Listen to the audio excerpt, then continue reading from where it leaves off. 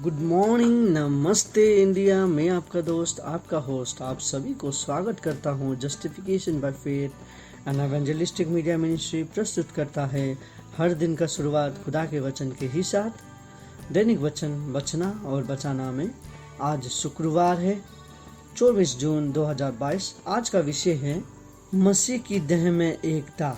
ए मेरे भाई, मसीह की देह में एकता। वचन लिया गया है इफिसियों की पुस्तक 4 का 1 और 2। आइए हम देखते हैं। इसीलिए मैं जो प्रभु में बंदी हूँ तुमसे विनती करता हूँ कि जिस बुलाहट से तुम बुलाए गए थे उसके योग्य चाल चलो। 2 अर्थात सारी दीनता और नम्रता सहित और धीरज धरकर प्रेम से एक दूसरे की सह लो। वचन पढ़ाई सुनाई पे खुदा बना आशीष करे। देखिए, हमारे जीवन में ये वचन बहुत ही जरूरी है कि ईसाई जीवन में एक इंसानियत लोगों के बीच में देखने के लिए ये सबसे बड़ा और बहुत अच्छा वचन है, क्योंकि ये क्या कहता है कि हम सब एक देह में होते हैं। देखिए, शरीर का यदि एक अंग भी काम ना करे तो शरीर को कुछ महसूस होता है कि मैं कमज़ोर हूँ। देखिए, शरीर का जब भी एक भाग काम करना बंद कर दे तो पूरा भाग में वो असर दिखाई देता है हमें। यदि हमें दर्द पैर पे हो रहा है तो उसका असर जो है हमारा पूरा शरीर को लगता है और पूरा शरीर काम नहीं कर पाता है। उसी तरीके से यदि सिर दर्द देता है तो हम बुखार हो जाते हैं, सिर दर्द देता है, दांत दर्द देता है तो पूरा शरीर उसके साथ दुख मनाने लगता है जैसे लगता है, और उसके बाद हम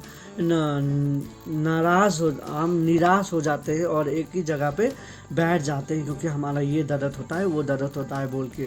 सो इसी प्रकार से देखिए, जिस तरीका से शरीर का एक देह में कोई भी अंग खराब हो तो पूरा अंग उसका साथ दुख मनाता है, या हम कहें उसका साथ दर्द में होता है। उसी तरीका से हम जितने भी विश्वासी हैं हमारे जीवन में भी ऐसा होना चाहिए। यदि कोई मसीही परेशानी में है तो हम जितने भी मसीह लोग हैं उसको साथ देना जरूरी है उसको। और यदि कोई एक मसीह लोग बढ़ रहे हैं तो उसे बढ़ाना हमारा कर्तव्य है। लेकिन हम क्या कर रहे हैं? देखिए, क्या आपको क्या लगता है आज जितने भी हम मसीह लोग हैं जो हम अपने आप को एक देह में हैं बोल रहे हैं, हाथ दर्द दे रहा है, हाथ काम ना करे और बाकी सब चीज काम कर ले, तो क्या वो पूरा कर सकता है? नहीं। यदि 5 उंगली में से एक उंगली पूरा दर्द दे रहा है और 4 उंगली नहीं, उसका दर्द उसका है, मैं तो काम करूंगा बोल के यदि वो काम करना लग जाए तो क्या वो काम लगभग काम को खत्म कर पाएगा? नहीं कर पाएगा। उससे कुछ ना कुछ कमी नजर आएगा, और कमी लगने का साथ साथ उसका जो एक हाथ दर्द है वो दर्द में पूरा शरीर उसका काम नहीं करता है। सो उसी तरीका से यदि हम मसीह लोगों में भी वो एकता हो जाए, वो नम्रता हो जाए जो प्रभु ने दिया है हमें, और जो एक शरीर का साथ होता है, तो हम ये दुनिया को बदल सकते हैं, हम अपने आप को बदल सकते हैं, हम अपने परिवार को बदल सकते हैं। देखिए, एकता बहुत अच्छी चीज़ होता है और नम्रता बहुत बड़ी चीज़ होता है। देखिए, हमारे बीच में दोनों होना जरूरी है, क्योंकि यदि हम अपने आप को नम्र ना करें तो हम आगे नहीं बढ़ सकते हैं। जो कि वचन कहता है हमें नम्र होना बहुत ज़रूरी है। हमारे पास घमंड नहीं होना चाहिए। बहुत सारे लोग हैं जिसके पास कुछ नहीं होने के कारण, जो बाइबल का ए भी नहीं जानते हैं, जो दुनिया का डी भी नहीं जानता है, जो पैसे के पी भी नहीं जानते हैं, वो लोग आज इतने घमंडी होके घूमते हैं। वो दुनिया नहीं देखे लोग होते हैं, जो समझदार नहीं होते हैं, वो लोग आज अपने आप को इतने घमंडी कर लेते हैं, प्रभु का वचन को नहीं जानते हैं। वो अपने आप में ही घमंडी रहते हैं कि मैं हूँ, मेरा जैसा और कोई नहीं। सो खुदावन ऐसा नहीं कहता है। खुदावन हमसे क्या कहता है देखिए, खुदावन कहता है कि हमें दीन होना बहुत ज़रूरी है, नम्र होना बहुत ज़रूरी है, एक दूसरे में प्रेम देना बहुत ज़रूरी है, एक दूसरे को लेके चलना बहुत ज़रूरी है, क्योंकि हम सब एक देह है, एक देह में हैं। और वो देह हमारा कौन है? खुदावन है। वो देह हमारा खुदावन है, जिसके लिए हम अभी भी रुके हुए हैं, जिसके लिए हम अभी भी रुके हुए हैं। एक परिवार में दो भाई थे। दो भाई हमेशा झगड़ा करते रहते थे। पापा ऑफिस जाने के बाद दो भाई घर में बहुत झगड़ा करता है। मम्मी बहुत बोला उन्हें झगड़ा नहीं करने के लिए, बहुत कोशिश किया पर नहीं हुआ। बहुत सारे समय पे पापा आने के बाद, ऑफिस से आने के बाद हम डील करेंगे बोल के बहुत कहते हैं। और एक दिन तो बहुत ज़्यादा होने के कारण मम्मी ने कहा तो तुम लोग चुप हो जाओ, नहीं होते थे। तो क्या बोला, ठीक है पापा को आने दो, उसके बाद हम ये मैटर को सॉल्व करेंगे। सो उसी तरीक़ा से चलते गया। और उसके बाद पापा आया। पापा आने के बाद उनके लिए उन दोनों को गैराज में, जो गाड़ी का गैराज होता है उसमें जाके बुलाया। जब उन्हें बुलाया गया गाड़ी का गैराज में आया, वो आए उन दोनों को एक बॉल और एक बैट दिया दोनों को। पापा का जो सोच था, ये सोच था कि बैट बॉल जब मैं उन्हें दूंगा तो एक दूसरे के साथ खेल के मिलने लगेंगे। लेकिन पापा का सोच गलत रहा। पापा का सोच यही था कि उन्हें प्यार में बढ़ाए, पर वो इतनी जल्दी नहीं हो सकता था। सो उन्होंने फिर भी बैट से बॉल को मारना है, बॉल से बैट का पास देना है, ना कि एक दूसरे को मारना है बोल के पापा ने उन्हें समझाया उसी तरीक़ा से। लेकिन कुछ देर भी वो लोग नहीं टिक पाए। उसके बाद भी झगड़ा करते रहते थे। बैट कितनी बार घुमा, बॉल कितनी बार लगा, मालूम नहीं। उसी तरीक़ा से चलता गया लाइफ।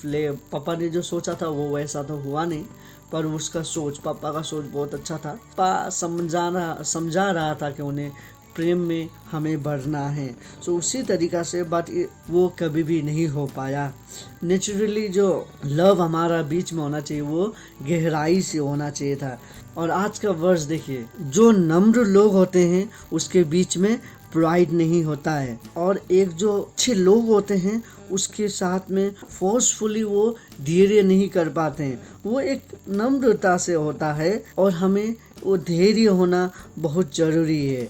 और ये जितने भी हम देख रहे थे, हम सुन रहे थे, ये सब एक ही चीज़ को दर्शाता है, ये प्यार को दर्शाता है, जो कि हम वचन द्वारा ही हम एक दूसरे को कर सकते हैं। हमारे बीच में बहुत समय पे ऐसा होता है कि हमें मुश्किल होता है कि एक दूसरे को प्यार में बढ़ाना, एक दूसरे को जो प्रेम हमें करता है हमें उसे प्रेम से बढ़ाना। एक दूसरे कभी बहुत सारे समय पे हमें मुश्किल होता है, और बहुत सारे समय पे हमें मुश्किल होता है हम नम्र हो जाएं। ये बहुत मुश्किल होता है, क्योंकि हमारा ईगो में जब हर्ट होता है हम नम्र नहीं हो पाते हैं। अभी का दुनिया जितने भी है सब घमंडी से भरे हुए हैं, चोर से भरे हुए हैं।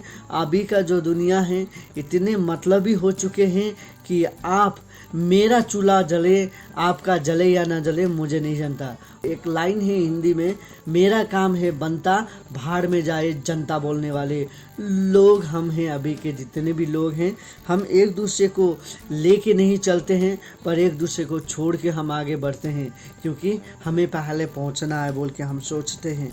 लेकिन ऐसा नहीं। खुदा का वचन क्या कहता है? खुदा का वचन हमें कहता है कि हमें एक दूसरे से नम्रता में बढ़ना बहुत ज़रूरी है। एक दूसरे में प्रेम का संभावना बढ़ाना है। खुदावन ने जो हमें प्रेम दिया है, खुदावन ने हमें जो शांति दिया है, खुदावन ने हमें जो धैर्य दिया है, उसे हम आगे लेके चल सके और उसी तरीक़ा से खुदा का नाम को हम बढ़ा सके बोल के खुदावन हमसे ये कहता है। आज का वचन से मैं यही आशा करता हूँ कि आज का वचन आपको यही आशा देगा कि आप और हम जितने भी लोग हैं, आज ईसाई लोग हो या कोई भी अन्य जाति के लोग हैं, अन्य धर्म के लोग हो, मैं यही कहना चाहता हूँ, एक दूसरे में नम्रता से रहिए, एक दूसरे में धैर्य रखिए, एक दूसरे में प्रेम को दर्शाइए, ताकि जब हम एक दूसरे में प्रेम को दर्शाते हैं तो हमारा जीवन जो है जीने में आसान होता है। हम एक दूसरे को ना गिराए, एक दूसरे को लेके चलाए। मैं अपना घर में खाली नहीं, पर दूसरे के घर के बारे में भी मुझे सोचना ज़रूरी है। मेरे को अभी का दुनिया ऐसा है कि मेरे पास पैसे आ जाए, मैं लोगों को कुछ भी बेच के ठग के या लूट के जैसे भी मैं खाऊं, मेरे पास जैसा भी पैसा आना चाहिए बोल के हमारा सोच होता है। लेकिन नहीं, उस पैसा का हम क्या करेंगे जो लोगों को अशांति दे के हम कमाते हैं। उस पैसा का हम क्या करेंगे जो लोगों को हम लूट के खाते हैं। वो पैसा कभी भी हमारे घर में शांति नहीं लेके आएगा। वो पैसा कभी भी हमें शांति नहीं देगा। वो पैसा हमें कभी भी उन्नति नहीं देगा। वो पैसा, जो पैसा घर पे ब्लैक मनी आता है, उसका दुगना जाता है हमारा कुछ ना कुछ प्रॉब्लम होने के कारण। सो खुदावन आप सभी को ज्ञान और बुद्धि दे। खुदावन आप सभी को उसके प्रेम में बढ़ाएं।